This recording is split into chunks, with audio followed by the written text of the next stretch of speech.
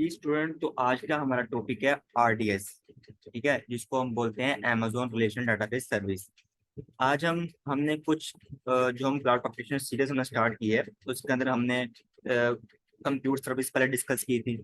Computer service के बाद हमने स्टोरेज सर्विस डिस्कस की थी, जिसके अंदर हमने S3 को पढ़ा था, और कंप्यूटर सर्विस के अंदर हमने EC2 को पढ़ा था। फिर हमने सिक्योरिटी सर्विस डिस्कस की थी AWS के अंदर, तो सिक्योरिटी के अंदर हमने IAM को डिस्कस किया था, और उसकी लैब भी हमने परफॉर्म की थी क्लास के अंदर। आज हम डेटाबेस सर्विस पढ़ेंगे AWS के अंदर कि AWS हमें जो क्लाउड प्रोवाइडर्स हैं, क्लाउड वाले हैं AWS, वो हमें कौन कौन सी डेटाबेस सर्विस दे रहे हैं, ठीक है, प्रोवाइड कर रहे हैं अपने यूजर्स को। तो उसके लिए जो हमारे पास डेटाबेस है वो है Amazon रिलेशनल डेटाबेस सर्विस। ठीक है, अगर आपने इसके बारे में डिटेल में पढ़ना है कि रिलेशन डेटाबेस क्या कौन सी होती हैं, नॉन रिलेशन कौन सी होती हैं, किस पैटर्न को किस तरह यूज किया जाता है, एक्चुअल के ऊपर काम किस तरह किया जाता है, तो इस यूट्यूब चैनल के ऊपर जो हमारे पास प्ले लिस्ट है डेटाबेस मैनेजमेंट के नाम से, वहां पे जाके आप तमाम चीजें देख सकते हैं। उसके सिर्फ एक दो लेक्चर ले लें फर्स्ट वाले, आपको क्लियर हो जाएगा। ठीक है, तो आज हम पढ़ेंगे Amazon रिलेशनल डेटाबेस सर्विस। मैं दोबारा थोड़ा सा रिवाइज कर देता हूँ, तो आके आपको आइडिया हो जाए। हमने पढ़ा था कि जो डेटाबेस हमारे पास होती है ना, वो दो तरह की होती हैं, टू टाइप्स ऑफ डेटाबेसेस। एक होती है रिलेशनल डेटाबेस, और दूसरी मेरे भाई होती है हमारे पास नॉन रिलेशनल डेटाबेस। ये दो तरह की डेटाबेस हमारे पास होती हैं।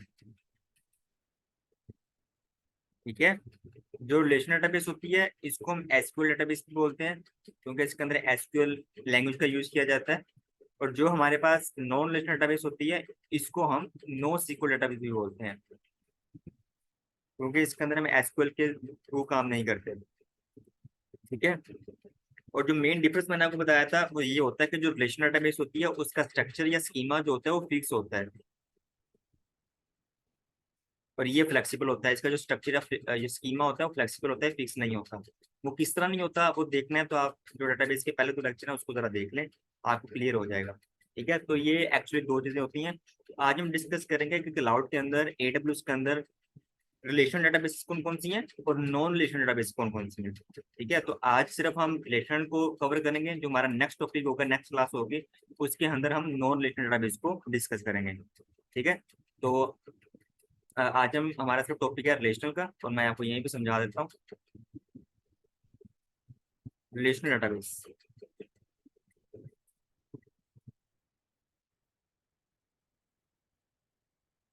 तो जो रिलेशनल डेटाबेस सर्विस है हमारे पास, वो हमारे पास AWS के अंदर आती है RDS के नाम से। RDS, RDS की फुल फॉर्म होती है रिलेशनल डेटाबेस सर्विस। ये डेटाबेस इंजन नहीं है, डेटाबेस इंस्टेंस नहीं है, हमारे पास सिर्फ एक सर्विस है, एक सर्विस का नाम है। ठीक है, जिस तरह EC2 एक सर्विस का नाम है, तो उसको यूज करते हुए हम क्या बनाते हैं, वर्चुअल मशीन बनाते हैं अपनी, ये सर्वर बनाते हैं।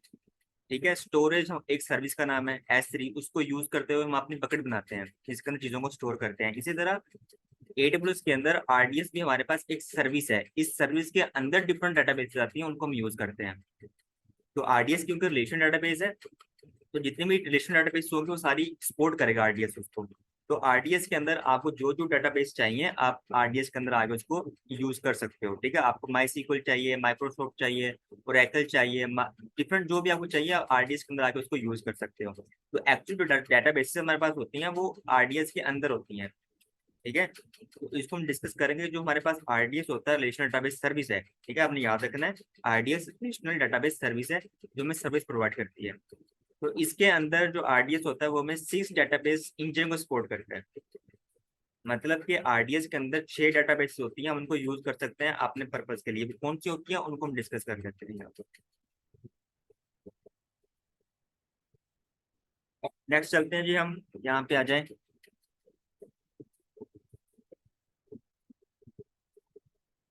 RDS क्या होता है? A managed database service that sets up and operates a relational database in the cloud। एक सर्विस है, एक मैनेज सर्विस है, एक सर्विस भी है, और आपने याद रखना मैनेज सर्विस है। मैनेज का मतलब ये होता है, मैं आपको बाद में समझाऊंगा, बट ये मैनेज सर्विस होती है RDS। ठीक है, जो हमें डिफरेंट डेटाबेसेस प्रोवाइड करवाती है। आपने कोई भी डेटाबेस को यूज करना है तो उसके लिए आप RDS सर्विस का यूज करेंगे।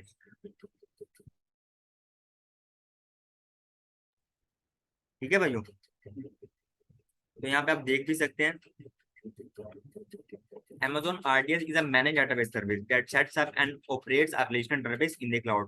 आपको कोई भी रिलेशनल डाटाबेस चाहिए AWS के अंदर, तो आप हमेशा RDS को यूज करेंगे। RDS के अंदर जाके जो भी आपको रिलेशनल डाटाबेस चाहिए आप उसको यूज करेंगे।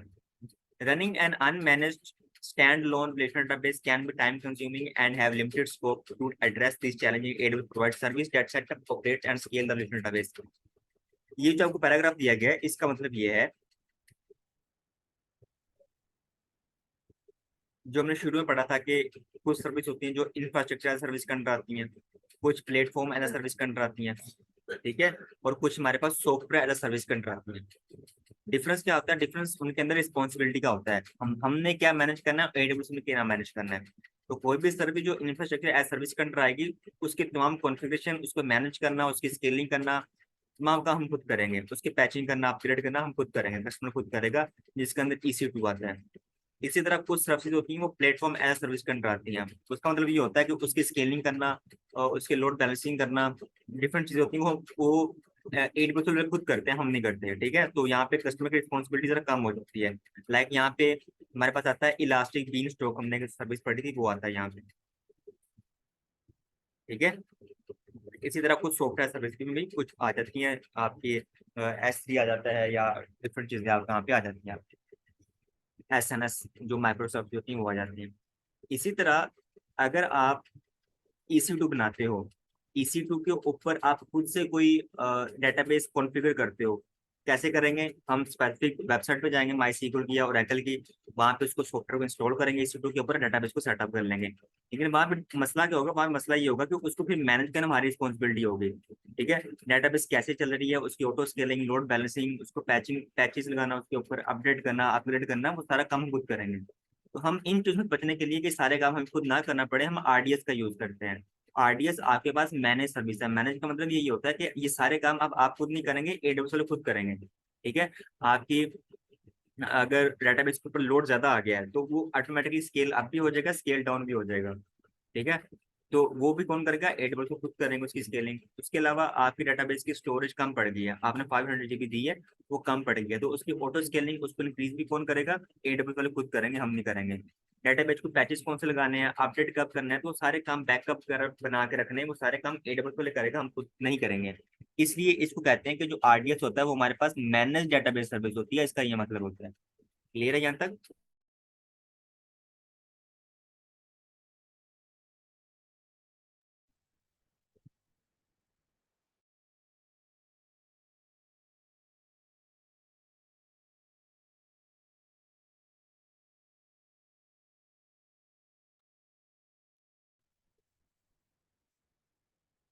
तो मैनेज का ये मतलब होता है कि सारे काम हम खुद मैनेज नहीं करेंगे, AWS वाले खुद करेंगे मैनेज इसको बैकएंड के ऊपर, हम सिर्फ अपने डेटाबेस को रन करेंगे।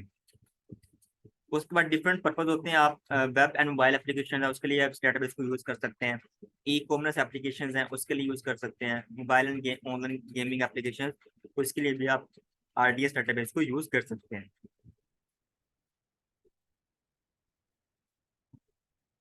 फिर हमारे पास नेक्स्ट कॉन्सेप्ट आता है, what is a database instance. एक होता है डेटाबेस इंस्टेंस का, DB इंस्टेंस की इसको बोलते हैं शॉर्ट वर्ड में, इसकी शॉर्ट फॉर्म होती है। तो DB इंस्टेंस क्या होता है? अ DB इंस्टेंस डेटाबेस इंस्टेंस होता है is an isolated database environment that runs in the cloud, ठीक है।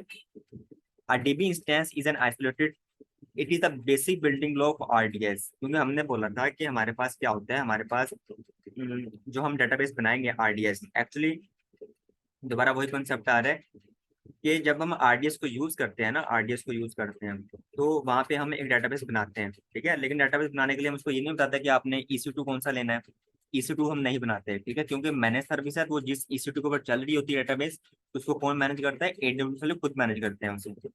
इसलिए हम जब RDS बनाएंगे तो ऑब्वियसली किसी ना किसी EC2 के ऊपर ही चलेगी, लेकिन उसको बनाएगा कौन, मैनेज कौन करेगा? AWS वाले, ठीक है। तो वो जो EC2 हम वो एक डेटाबेस बनाते हैं, एक सर्वर बनाते हैं, उसको हम बोलते हैं DB इंस्टेंस। जो हमारा डेटाबेस सर्वर होता है, डेटाबेस हम बनाते हैं, उसको हम बोलते हैं DB इंस्टेंस, ठीक है, जो RDS के अंदर में मिलता है। तो ये आपका DB इंस्टेंस होता है।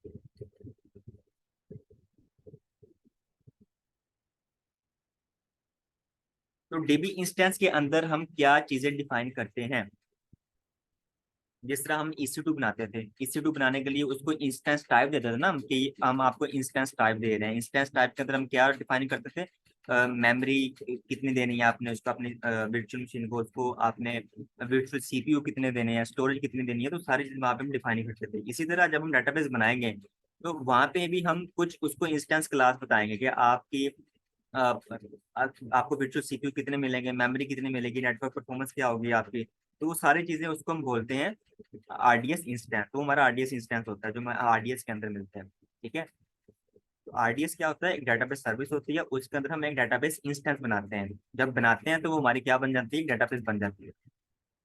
उसके अंदर वो सारी चीजें यहाँ पे कॉन्फ़िगर करते हैं।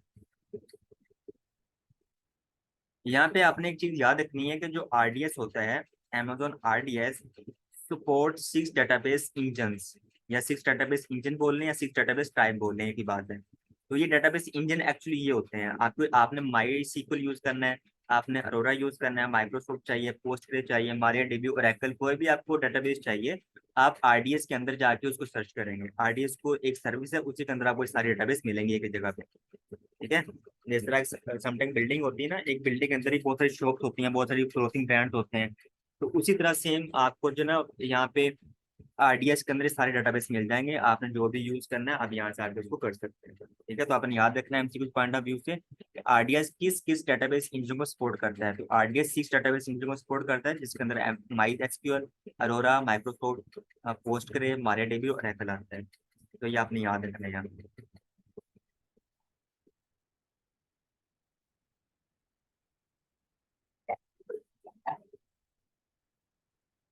नेक्स्ट चलते हैं कि जब हम डेटाबेस बनाते हैं तो डेटाबेस के अंदर RDS के अंदर हमें कुछ ऑप्शन मिलते हैं, बैकअप ऑप्शन। हमने कल भी देखा था जब हमने लैब की थी।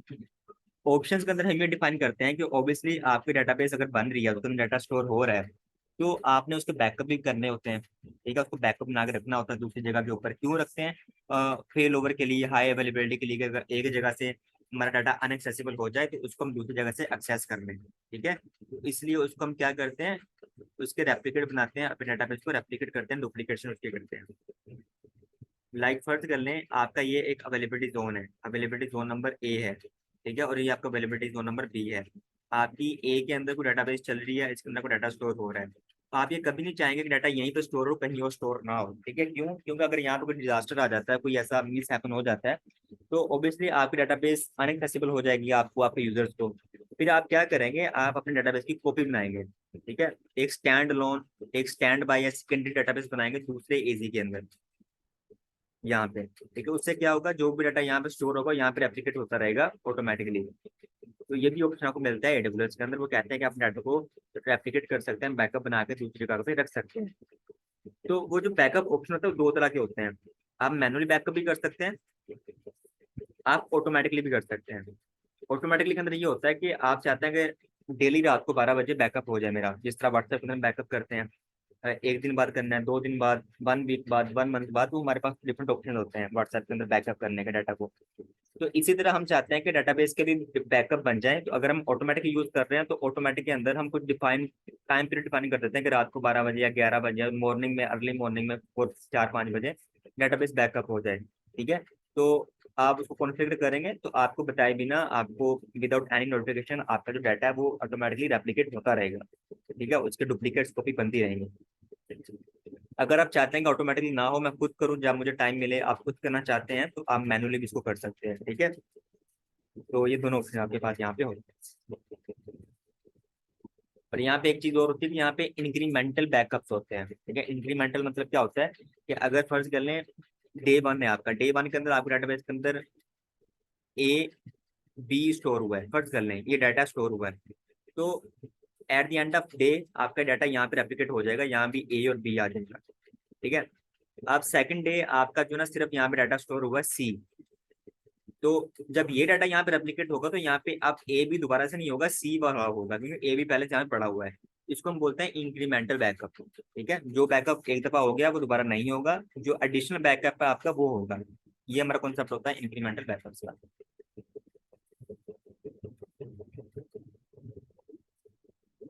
यहाँ पे लिखा भी हुआ है, the first snapshot of database instance contains the full data. तो जो आपका फर्स्ट बैकअप बनेगा वो तो फुल बनेगा पूरे डेटाबेस का, ठीक है। But subsequent snapshots are incremental and contain only the data that change since the most recent snapshot. तो उसके बाद वाले जो बैकअप होंगे, सब्सिक्वेंट बैकअप्स होंगे, स्नैपशॉट होंगे, वो आपके इंक्रीमेंटल होंगे कि जो एडिशनल चीजें उसके अंदर हुई हैं सिर्फ वही उसके अंदर सेव होंगी, उसकी कॉपीज बनेगी, बाकी कॉपीज नहीं बनेंगी, ठीक है। तो आपने याद रखना है कि आरडीएस में दो तरह के ऑप्शन होते हैं बैकअप के, एक ऑटोमेटिक बैकअप हो सकते हैं और एक मैनुअल भी होते हैं। अगर आप मैनुअली बैकअप करना चाहते हैं तो आप मैनुअल भी कर सकते हैं।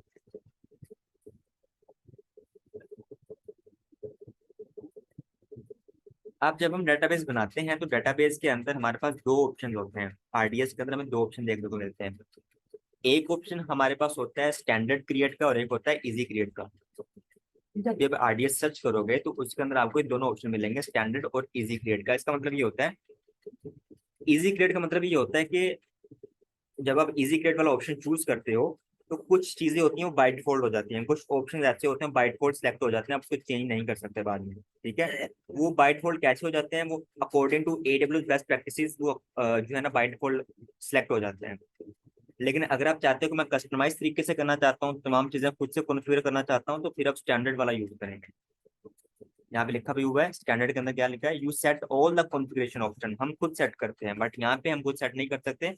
यहाँ पे use recommended best practice configuration, यहाँ पे एडवांस वाले आपको रिकमेंड करते हैं कि ये बेस्ट प्रैक्टिस है, ये वाले ऑप्शन आप यहाँ पे चूज करें, ठीक है। तो इट्स अप टू यू, आप कौन सा यहाँ पे चूज करना चाहते हैं। स्टैंडर्ड भी यूज कर सकते हैं आप, इजी क्रिएट, दोनों में से कोई भी यूज कर सकते हैं।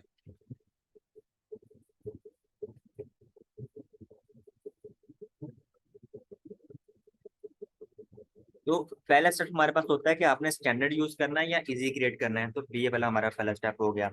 दूसरा स्टेप हमारे पास होता है कॉन्फ़िगरेशन। यहाँ पे हम ये डिफाइन करता है कि हमें डेटाबेस कौन सी चाहिए, क्योंकि आरडीएस 6 डेटाबेस इंजनों को सपोर्ट करता है, माई एसक्यूएल को, मारियाडीबी, ओरेकल।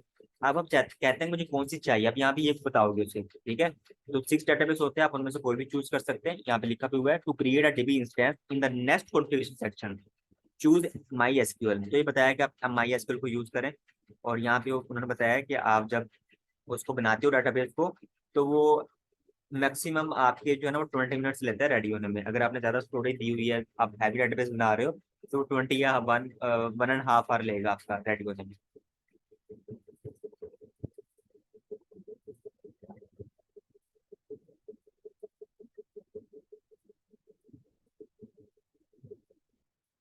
तो यहाँ पे हम क्या करते हैं, हाई अवेलेबिलिटी, मैंने आपको बताया कि हम हमेशा हाई अवेलेबिलिटी के लिए क्या करते हैं, मल्टी एजी डिप्लॉयमेंट का यूज करते हैं। मल्टी एजी का मतलब क्या होता है, हम चाहते हैं कि देखें यहाँ पे जो मेरी डेटाबेस बनी हुई है ना, ये वाली डेटाबेस है, यहाँ पे लिखा हुआ है आरडीएस प्राइमरी डीबी इंस्टेंस, ये मेरा प्राइमरी डीबी इंस्टेंस है।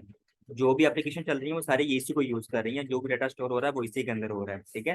लेकिन यहाँ पे हमने ना एक स्टैंड लोन, एक स्टैंड बाई भी बनाई हुई है, जिसको हम बोलते हैं स्टैंड बाई इंस्टेंस या सेकेंडरी इंस्टेंस, उसको भी हम यूज कर रहे हैं। उसको हम एक्चुअली यूज नहीं कर रहे, लेकिन वहाँ पे डाटा डाटा जो हमारा जो वो रेप्लिकेट हो रहा है, उसके जितने बैकअप बन रहे हैं वो यहाँ पे जाकर स्टोर हो रहे हैं, ठीक है। तो अगर फर्ज कर लें यहाँ पे होगा क्या कि अगर एक जगह से हमारी डाटाबेस अनएक्सेसिबल हो जाती है, यहाँ पे कोई डाउन टाइम आ जाता है, ये खराब हो जाती है, हम इसको एक्सेस नहीं कर पा रहे, तो जो ये वाले डाटा सर्वर है या हमारे यूजर है, आप किसको यूज करेंगे, इस डेटाबेस को यूज करेंगे, इस स्टैंड बाई को, जो हमारी सेकेंडरी डेटाबेस बनी थी इसको यूज करेंगे, ठीक है। तो इस कॉन्सेप्ट को हम बोलते हैं हाई अवेलेबिलिटी, कि हम एक डेटाबेस ना बना के हम दो डेटाबेस बनाते हैं, दो अलग अलग एजी के अंदर, ताकि अगर एक एजी डाउन हो जाए तो हम अपने डेटाबेस को दूसरी जगह से एक्सेस कर सकें। ठीक है भाई, समझ आ रही है यहाँ पे पढ़ लेते हैं इसको। One of the main feature of Amazon RDS,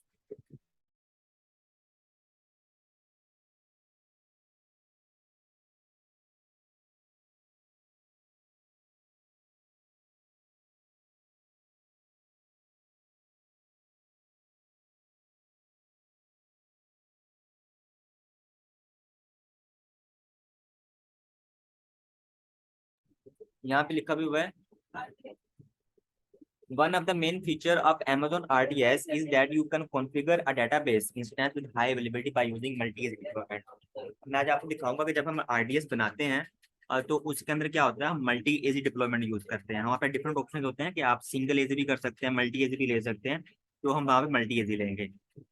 multi एजी का मतलब क्या होगा, मल्टी एजी का मतलब ये होता है कि आपकी दो डेटाबेस क्रिएट होती हैं, ठीक है, एक अवेलेबिलिटी जोन नंबर 1 के अंदर और दूसरी एजी 2 के अंदर for high availability. This configuration automatically generates a stand by copy of database. इसका मतलब क्या होता है कि वहां पे आपकी एक स्टैंड बाय डेटाबेस क्रिएट हो जाती है, जिसको हम सेकेंडरी डेटाबेस भी बोलते हैं, ठीक है। तो वो ऑटोमेटिकली हो जाती है in another availability zone in the same VPC, same VPC के अंदर, डिफरेंट वीपीसी के अंदर नहीं होगी, ठीक है, ये भी आपने याद रखना है। After you make the initial full copy transactions are synchronous replicated to the standby copy, कि आपको जो भी डाटा यहाँ पे स्टोर हो रहा होगा वो वहां भी रेप्लिकेट हो रहा होगा साथ में डेटाबेस के अंदर। Running database in multiple availability zone can enhance availability during plan system maintenance. It can help protect to database against database failure and disruptions to availability zone. तो अगर कोई डिस्ट्रप्शन आ जाती है, कोई मिस हो जाता है, कोई डिजास्टर आ जाता है, तो उसके लिए फिर आप जो स्कैनर डेटाबेस है उसको यूज कर सकते हैं। In the diagram, RDS DB instance is configured with high availability. The primary instance run AZ1 and it serve request from application that run in AZ1 and 2. ठीक है, वो आपको इस डायग्राम को एक्सप्लेन कर रहे हैं कि जो हमारी डेटाबेस प्राइमरी डेटाबेस है, हमारे दोनों सर्वर उसी को यूज कर रहे हैं फिलहाल, ठीक है, इसके ऊपर कोई रिक्वेस्ट नहीं जा रही। इसके ऊपर रिक्वेस्ट कब जाएगी, जब हमारी डेटाबेस 1 जो है वो अनएक्सेसिबल हो जाएगी या डाउन हो जाएगी, फिर हम इसको यूज करेंगे। तो ये फायदा होता है मल्टी एजी का क्लाउड के अंदर।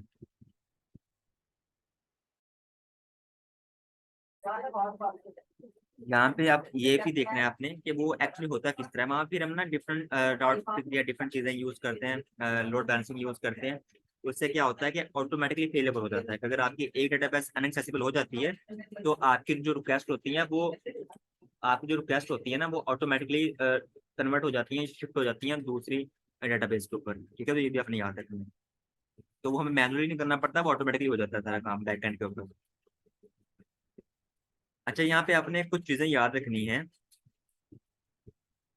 आप मुझे बताएं कि हमने जब S3 पढ़ रहे थे, तो S3 के अंदर हमने ये पढ़ा था कि वहां पे हमारा जो डाटा होता है ना वो रेप्लिकेट हो जाता है। कि अगर हमने कोई बकेट बनाई हुई है किसी रीजन के अंदर, ये हमारा रीजन है, तो अगर उसके अंदर हमने कोई बकेट बनाई हुई है तो वहां पे हमारा डाटा स्टोर हो रहा है S3 के अंदर, तो डाटा रेप्लिकेट हो जाता है। AWS वाले कहते हैं हम आपका डाटा रेप्लिकेट कर देते हैं, आपको करने की जरूरत नहीं है, क्योंकि S3 एक मैनेज सर्विस होती है आपके पास, ठीक है। तो हमारा डाटा ऑटोमेटिकली रेप्लिकेट होता रहता है। तो जो डाटा रेप्लिकेशन होती है, क्या वो विद इन रीजन होती है या डिफरेंट रीजन होती है? जी भाइयों, जल्दी बता दें जरा। S3 के अंदर जो हमारा डाटा रेप्लिकेट होता है, क्या वो विद इन रीजन होता है या डिफरेंट रीजन होता है? सर S3 में तो ग्लोबल होता है।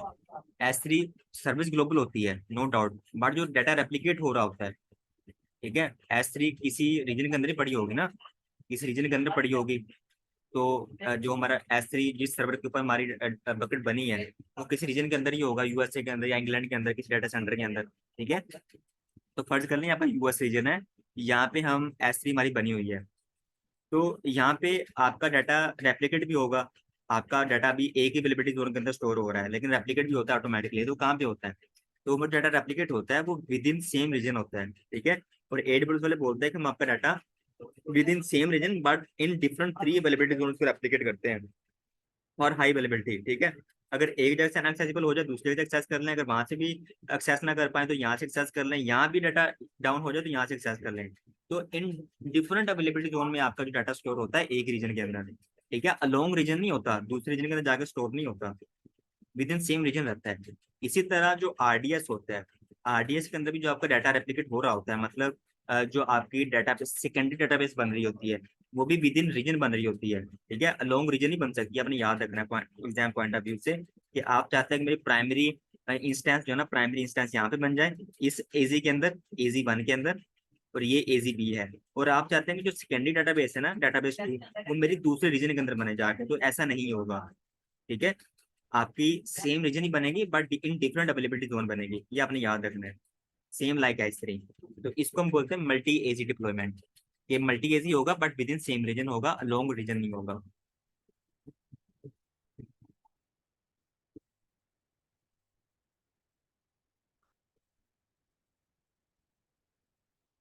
उसके बाद एक बहुत इंपॉर्टेंट और इंटरेस्टिंग फंक्शन हमें प्रोवाइड करता है आरडीएस, जिसका नाम होता है रीड रेप्लिका। ठीक है, रीड रेप्लिका के अंदर क्या होता है? रीड रेप्लिका के अंदर ये होता है, मैं आपको पहले यहाँ पे समझा देता हूँ।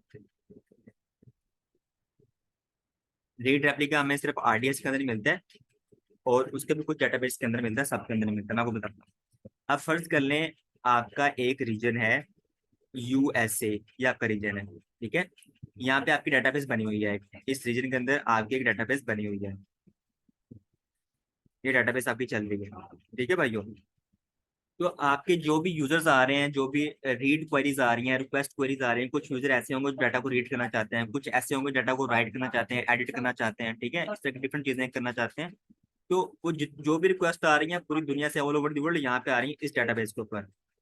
तो बट ये बेस्ट प्रैक्टिस नहीं मानी जाती कि आपके सारे यूजर एक डेटाबेस को यूज करें। आप क्यों ना मल्टीपल डेटाबेस बना दें। तो अगर मल्टीपल बनाएंगे तो वहां पे क्या होगा, हमें बहुत ज्यादा पड़ेगी। ठीक है, अब जैसे यहाँ पे देखें कि अगर आप कहते हैं कि आप एक बैंक के अंदर जाते हैं, तो बैंक के अंदर क्या होता है, बैंक के अंदर अगर फर्ज कर लें बैंक के अंदर एंटर हुए, तो वहां पे सिर्फ एक ही काउंटर है। बैंक के अंदर अज्यूम कर लें सिर्फ एक ही काउंटर है। जिन्होंने बिल जमा करवाना है वो भी यहाँ पे हैं, जिन्होंने कैश विड्रॉ करना है वो भी इसी लाइन पे लगे हुए हैं, जिन्होंने कैश को डिपॉजिट करवाना है वो भी इसी लाइन में लगे हुए हैं। ठीक है, तो वहाँ पे ऑब्वियसली कॉम्प्लेक्सिटी वहाँ पे क्रिएट हो जाएगी, और वहाँ पे जो आपका काम है वो एफिशिएंट वे में नहीं होगा। फिर हम क्या करते हैं, वहाँ पे डिफरेंट काउंटर बनाते हैं। फिर हम कहते हैं कि जिन्होंने बिल जमा करवाना है वो इस लाइन में आ जाए, जिन्होंने कैश डिपॉजिट करवाना है वो इस काउंटर पे आ जाए, काउंटर 2 पे आ जाए, और जिन्होंने कैश विड्रॉ करवाना है वो काउंटर 3 पे आ जाए। इसी तरह फिर हम क्या करते हैं, जब हमें डेटाबेस बनती है तो हम क्या करते हैं, हम अपनी रीड प्लस राइट इन क्वेरीज को अलग अलग कर देते हैं। कैसे करते हैं? हम क्या करते हैं, हम एक रीड रेप्लिका बनाते हैं, इसकी कॉपी बना देते हैं, डेटाबेस की कॉपी बना देते हैं, और हम ये कहते हैं कि जो भी डाटा स्टोर होगा, ठीक है, जिन्होंने कोई राइट ऑपरेशंस करने हैं, डाटा के अंदर कोई चेंजिंग करनी है, जिन्होंने अब डाटा को स्टोर करना है, वो कहाँ पे होगा, वो इसी के अंदर होगा। जो प्राइमरी डाटाबेस होगी वो इसी के अंदर होगा सारा काम। लेकिन जिन्होंने सिर्फ डाटा को रीड करना है, डाटा को रीड करना चाहते हैं, ज्यादा काम नहीं करना चाहते हैवी, तो वो अलग इस डाटाबेस के ऊपर आ जाए, यहाँ पे ना आ जाए, तो उनकी क्वेरीज को हम अलग कर देते हैं। उसको हम बोलते हैं रीड रेप्लिका। ये जो हमने अलग डाटाबेस बनाई है इसकी कॉपी, इसको हम बोलते हैं रीड रेप्लिका। ठीक है, तो होगा क्या कि ये हमारी डाटाबेस है, तो जो भी लोग डाटा स्टोर करेंगे वो यहाँ पे करेंगे एक्चुअली। लेकिन यहाँ पे डाटा इसकी कॉपी बनती जाएंगी, इसके अंदर डाटा रेप्लिकेट होता जाएगा रीड रेप्लिका के अंदर। तो जो भी राइट ऑपरेशन होंगे वो यहाँ पे होंगे, और जितने भी रीड ऑपरेशन होंगे वो हमारी इस डाटाबेस के ऊपर होंगे। ठीक है, तो रीड और राइट क्वेरीज को अलग अलग करने के लिए हम रीड रेप्लिका का यूज करते हैं। और आपने यहाँ पे एक चीज और याद रखनी है कि जो रीड रेप्लिका होता है इसको हम इन डिफरेंट रीजन भी बना सकते हैं, कोई ऐसा इशू नहीं है। ठीक है, इसको जरूरी नहीं है कि आपने सेम रीजन में बनाना है, इसको आप डिफरेंट रीजन के अंदर भी बना सकते हैं रीड रेप्लिका को। ठीक है, तो इसके लिए हम यूज करते हैं रीड रेप्लिका आरडीएस के अंदर। इसको अब हम पढ़ लेते हैं। ये देखें, ये आपका एक Amazon आरडीएस इंस्टेंस चल रहा है, और यहाँ पे आपने इसको क्या बना दिया, रीड रेप्लिका बना दिया है। हो क्या रहा है कि जो भी डाटा स्टोर हो रहा है इनिशियली, या जो भी राइट रिक्वेस्ट आ रही है वो प्राइमरी के ऊपर ही आ रही है। बट यहाँ पे डाटा जो है वो रेप्लिकेट हो रहा है, डाटा यहाँ भी कॉपी हो रहा है, यहाँ भी स्टोर हो रहा है। उसके बाद जो भी रीड क्वेरीज आएंगी डाटा को सिर्फ रीड करने, तो वो अलग से आएंगी, वो इसके ऊपर आएंगी, वो इसके ऊपर नहीं आएंगी, ताकि हम उनको डिफ्रेंशिएट कर सकें। ठीक है, यहाँ पे पढ़ लें, ये बहुत इंपॉर्टेंट है ये वाली slide. In addition to high availability configuration, Amazon RDS offers other ways of providing scalability. For example, you can create read replica for MySQL, MariaDB, Postgre and Aurora. मैंने आपको भी बताया था पिछली स्लाइड्स के अंदर कि जो आरडीएस होता है ना वो 6 डेटाबेस इंजनों को सपोर्ट करता है, 6 डेटाबेस इंजन को। ठीक है, लेकिन जो रीड रेप्लिका बनते हैं ना वो सिर्फ 4 के अंदर बन सकते हैं। अगर आप MySQL यूज कर रहे हैं, MariaDB यूज कर रहे हैं, पोस्टग्रे, अरोरा यूज करें, इसी के अंदर बनेंगे, 2 के अंदर नहीं बनेंगे। जो आपका आरडीएस होता है वो 6 डेटाबेस इंजन को सपोर्ट करता है। कौन कौन से हैं? MySQL, MariaDB, Postgre and Aurora and Oracle and Microsoft SQL. लेकिन जो रीड रेप्लिका बनेंगे वो सिर्फ इसी के बनेंगे, 4 के बनेंगे, 6 के नहीं बनेंगे। ये भी आपने याद रखना है। आप MySQL के बनेंगे, MariaDB के, पोस्टग्रे, अरोरा। आप अगर आप इनको यूज कर रहे हैं तो यहाँ पे आपके पास ऑप्शन होता है कि आप रीड रेप्लिका बना सकते हैं। अगर आप ओरेकल या माइक्रोसॉफ्ट एसक्यूएल यूज कर रहे हैं तो उसके अंदर आप रीड रेप्लिका नहीं बना सकते, आपको ऑप्शन ही नहीं मिलेगा। ठीक है, तो ये आपने बहुत इंपॉर्टेंट है, ये याद रखना है आपने, ये हमेशा पूछा जाता है एग्जाम के अंदर। Updates to the source DB instance are asynchronous copy to the read replica instance, कि जो भी हमारी प्राइमरी डेटाबेस होगी वहां पे जो भी डाटा स्टोर हो रहा होगा वो उसकी कॉपीज बन रही होंगी, रीड रेप्लिका के अंदर स्टोर हो रहा होगा। You can reduce the load on your source DB instance by routing read queries from your application to the read replica। हम ये चाहते हैं कि जो रीड क्वेरी है उसको हम अलग कर दें ताकि एक ही डेटाबेस के ऊपर हमारा बर्डन ना पड़े, इसलिए हम रीड रेप्लिका बनाते हैं अलग से। You can also use read replica to scale out beyond the capacity constraints of a single DB instance or read heavy database workload। तो वहाँ पे रीड क्वेरीज को अलग करने के लिए बनाते हैं उसको। Read replicas can also be promoted to become the primary DB instance. However, because it uses asynchronous replication, this option requires manual action। ठीक है, अगर आप ये चाहते हैं कि read replica also promoted to become primary DB instance और it use asynchronous replication, this option requires manual action। अगर आप चाहते हैं कि अगर हमारी प्राइमरी डेटाबेस ही अनएक्सेसिबल हो जाए, वो फेल हो जाए, तो आपकी जो रीड रेप्लिका है उसी के अंदर तमाम रिक्वेस्ट, रीड रिक्वेस्ट भी वहां पे आप आए और राइट रिक्वेस्ट भी वहां पे आए, ठीक है, वो भी वही अब आपकी प्राइमरी डेटाबेस बन जाए। तो ये कहता हो सकता है बट यहाँ पे ऑटोमेटिकली नहीं होगा, ये यहाँ पे आपको मैनुअली करना पड़ेगा। ठीक है, बट अगर हम दूसरे की बात करें मल्टी एजेंट डिप्लॉयमेंट की, तो वहां पे ये चीजें ऑटोमेटिकली हो जाती है। Read replicas can be created in different region, ये भी आपने याद रखना है कि जो रीड रेप्लिका होता है वो डिफरेंट रीजन में आप बना सकते हैं। ठीक है, from the primary DB instance, this feature can direct reads to a read replica in geographic area that is closer to। तो हम रीड रेप्लिका इसलिए भी बनाते हैं कि कुछ ऐसे यूजर्स होते हैं जो हमारे रीजन से दूर होते हैं, कुछ ऐसे यूजर्स होते हैं जो हमारे रीजन से दूर होते हैं, तो उस उनके करीब फिर हम जो है ना रीड रेप्लिका बना देते हैं, उसके लिए भी हम अपने रीड रेप्लिका को यूज कर सकते हैं। Amazon RDS स्केलिंग, ये उसके अंदर स्केलिंग किस तरह होती है आपके RDS के अंदर। Amazon RDS scaling options instance class, change instance class to increase computation and memory capacity, storage capacity, scale, ये सारी चीजें हैं। ठीक है, यहाँ पे इसको यहाँ पे पढ़ लेते हैं। You can also increase the capacity of database server by changing its instance class or storage capacity by changing the instance class. You can increase the CPU and memory data available to the instance. By modifying the allocated storage, you can increase storage capacity without incurring downtime. Note that changing instance class requires downtime। ठीक है, मैं आपको समझा रहा हूँ।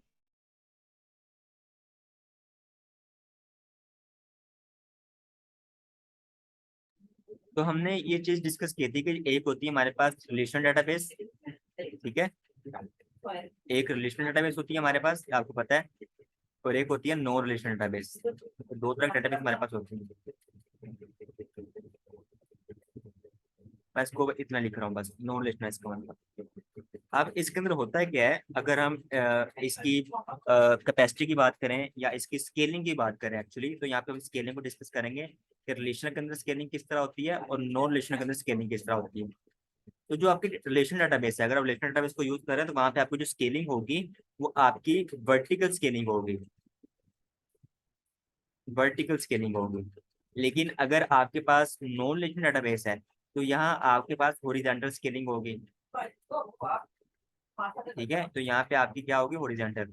अब इसका मतलब क्या होता है, मतलब ये होता है कि आप फर्ज कर लें आपकी कोई डेटाबेस बनी हुई है, ठीक है भाइयों, तो डेटाबेस के अंदर आपने उसको जो है ना वो फर्ज कर लें 2 वर्चुअल सीपीयू दिए हुए हैं, आपकी डेटाबेस है 2 वर्चुअल सीपीयू दी हुई है, आपने उसको 16 GB रैम दी हुई है और आपने उसको 200 GB क्या दी है, स्टोरेज दी हुई है, ये आपकी डेटाबेस है। तो आप फर्ज कर लें आप रिलेशन यूज करें तो रिलेशनल के अंदर ये आपकी चीजें कम पड़ गई, आपकी डेटाबेस के अंदर ऊपर ट्रैफिक ज्यादा आ गई, उसकी सीपीयू यूटिलाइजेशन, उसकी मेमोरी यूटिलाइजेशन ज्यादा हो गई है। ठीक है, आप अपने उसको इंक्रीज करना चाहते हैं तो किस तरह करेंगे, आप उसको जो है ना उसके सीपीयू इंक्रीज कर सकते हैं, आप उसको 2 की जगह 4 दे सकते हैं, आप उसको 6 दे सकते हैं, 8 दे सकते हैं, आप उसकी मेमोरी को इंक्रीज कर सकते हैं, 16 की जगह आप उसको 32 कर दें।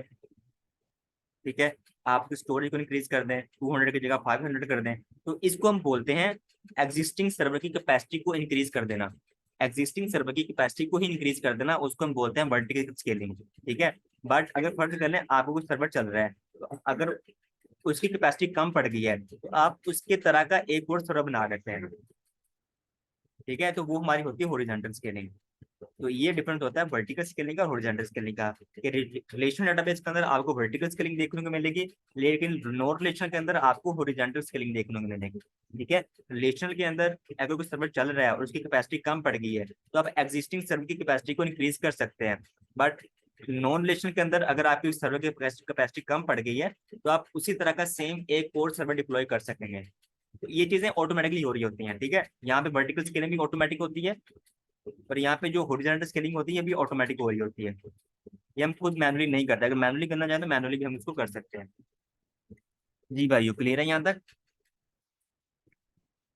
तो यहाँ पे इस स्लाइड के अंदर हमें यही बता रहा है कि आपकी जो स्केलिंग होती है ना यहाँ पे, वो इस तरह से हो सकती है कि आप उसकी इंस्टेंस क्लास चेंज कर सकते हैं, उसकी मेमोरी इंक्रीज कर सकते हैं, उसकी स्टोरेज कैपेसिटी इंक्रीज कर सकते हैं, डिफरेंट चीजें होती हैं, हम उसको चेंज कर सकते हैं। तो वो यहाँ पे एक्चुअली वो बात कर रहा है वर्टिकल स्केलिंग की।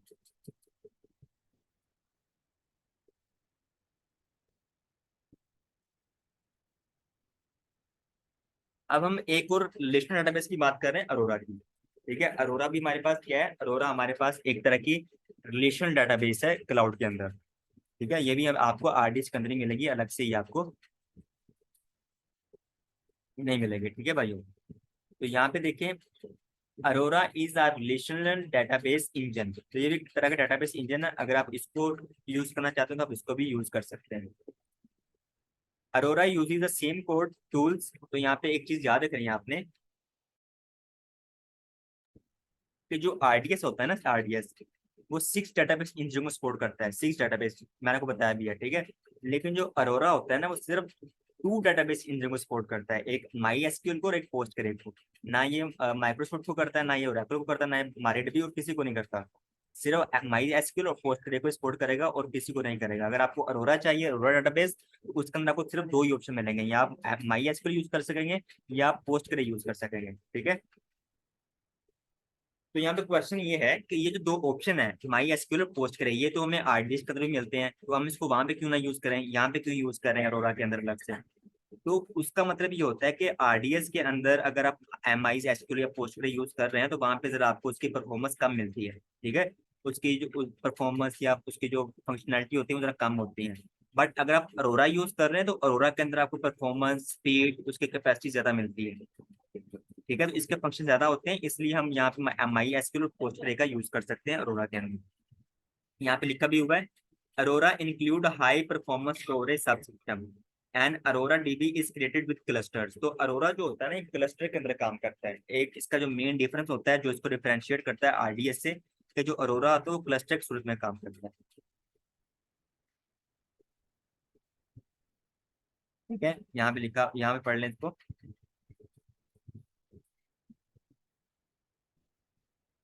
Arora use same code. यहाँ बताया गया कि जो अरोरा होता है वो माई एसक्यूएल और पोस्टग्रे को सपोर्ट करता है और किसी डेटाबेस को सपोर्ट नहीं करता।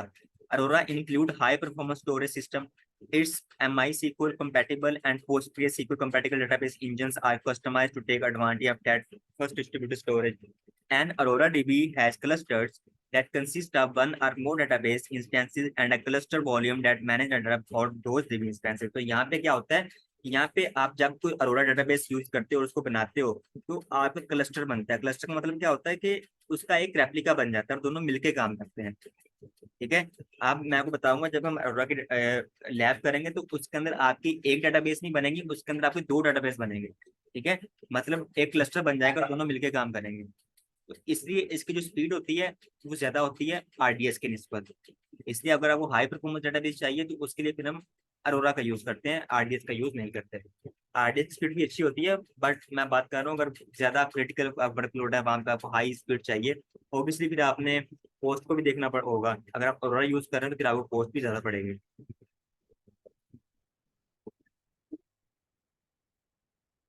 तो डीबी इंस्टेंस क्या होता है, एक सिंगल डेटाबेस को बनाते हैं। ठीक है, जो हम डेटाबेस बनाते हैं वो हमें जिस तरह EC2 बनाते हैं ना, तो वहाँ पे हमें शो होता है वेब सर्वर के नाम, तो हमारा एक तरह का इंस्टेंस होता है। इसी तरह जब हम डेटाबेस बनाते हैं तो डेटाबेस जब बन जाती है तो जब हम शो हो रही होती है उसको हम बोलते हैं डीबी इंस्टेंस, तो हमारा डीबी इंस्टेंस होता है।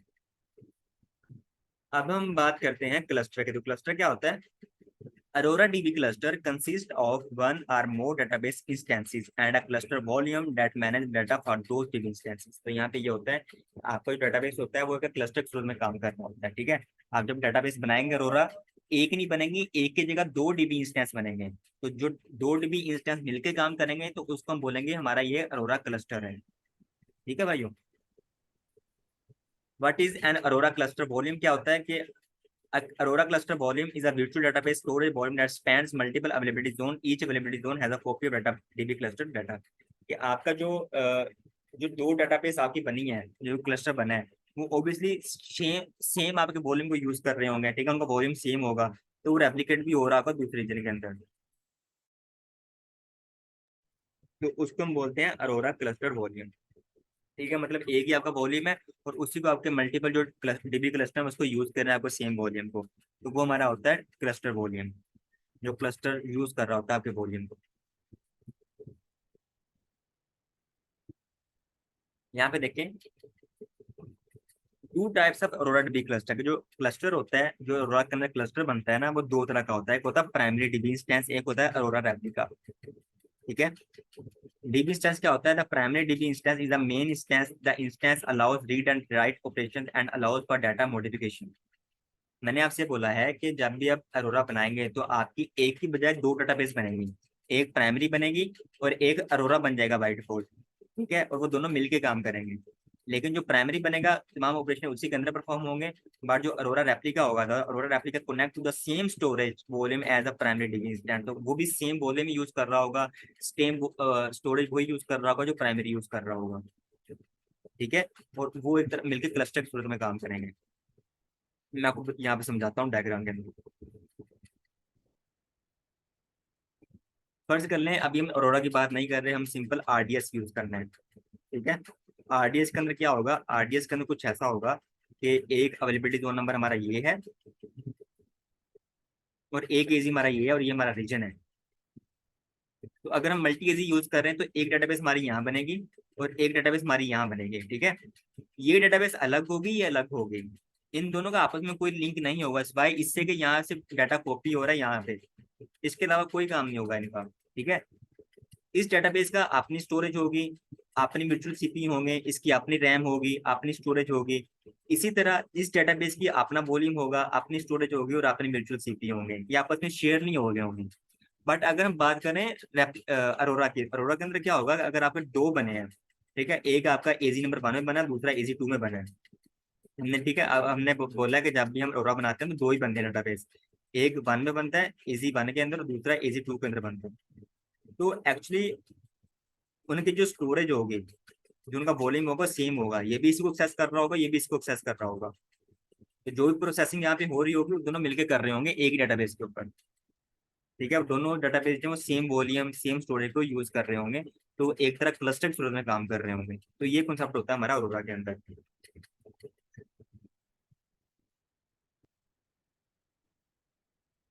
विच DB instance make up a cluster? Cluster कैसे बनता है? प्राइमरी प्लस अरोरा रेप्लिका, जो दूसरा बनता है ना उसको हम बोलते हैं रेप्लिका। प्राइमरी प्लस रेप्लिका मिलके बना देते हैं क्लस्टर, ठीक है। जब वो मिलके काम करते हैं, उनके अंदर स्टोरेज भी शेयर हो रही है, उनके अंदर वॉल्यूम भी शेयर हो रहा है, तो जब मिलके काम करेंगे एक ही काम, तो वो क्लस्टर स्टोर में काम करेगा। जिस तरह अगर एक कंप्यूटर काम करता है तो वो सिंपल इंडिविजुअल कंप्यूटर, अगर दो कंप्यूटर सेम काम को परफॉर्म करते हैं तो वो एज अ क्लस्टर स्टोर में काम कर रहे हैं। जिस तरह अगर कोई एक पर्सन एक काम कर रहा है तो वो सिंगल पर्सन काम कर रहा है, अगर दो लोग मिलके या तीन लोग मिलके एक काम को करेंगे तो वो एक ग्रुप के स्वरूप में काम कर रहे होंगे, एक क्लस्टर के स्वरूप में मिलकर काम कर रहे होंगे। तो वही सेम कॉन्सेप्ट हमारे पास यहाँ पे अरोरा के अंदर है,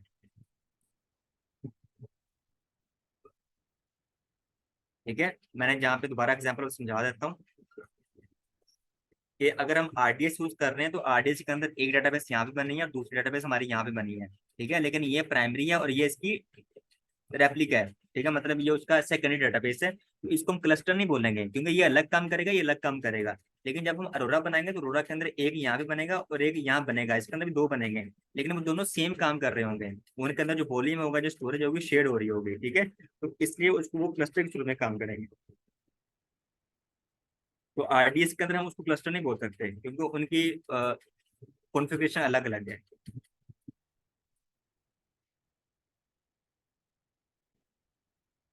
यूज केसेस क्या है इसके अंदर, enterprise application, software as a service, online mobile application. तो यहाँ पे अगर आप कोई भी अपनी एप्लीकेशन है, कोई भी आपका वर्कलोड है, उसके लिए फिर आप इसका यूज कर सकते हैं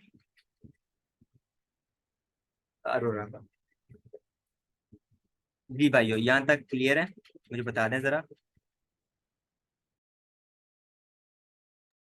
तो ये टेक अवे इसको पढ़ लेते हैं कि जो आपकी आरडीएस होती है, अब वो आपकी रिलेशनल डेटाबेस होती है।